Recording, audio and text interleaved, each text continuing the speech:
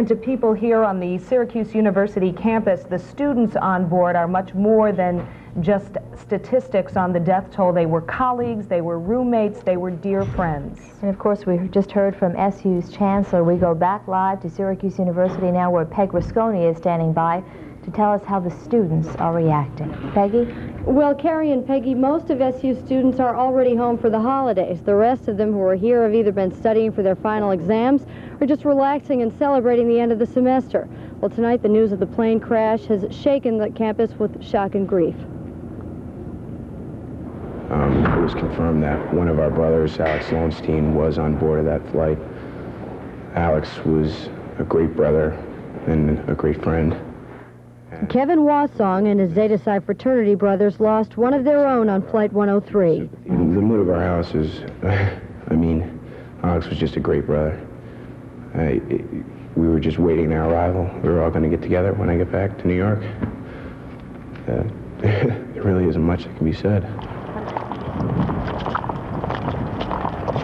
Although many of these students lost beloved friends today, they weren't the only ones who came to the service. Even people who didn't know any of the victims stopped in because they felt a sense of loss. I mean, I felt like I should do something. There's really nothing you can do. But at least here, for those people who do know the people, they feel that there are other people out there who care, that it's just not going to go by unnoticed.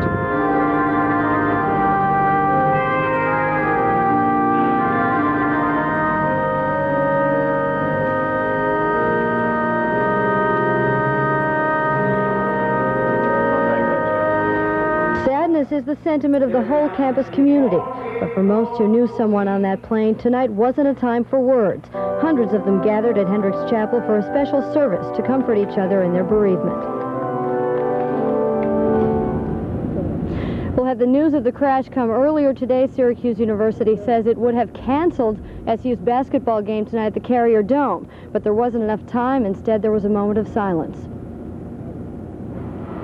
Here in this silence, our deep-felt anxiety, concern, and anguish for the lives of those students and all the other passengers.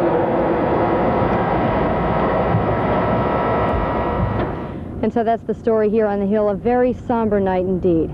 Reporting live on the Syracuse University Hill, Peg Rasconi, 9 Eyewitness News. All right, thank you very much, Peg, and it looked like a very solemn crowd at the Dome.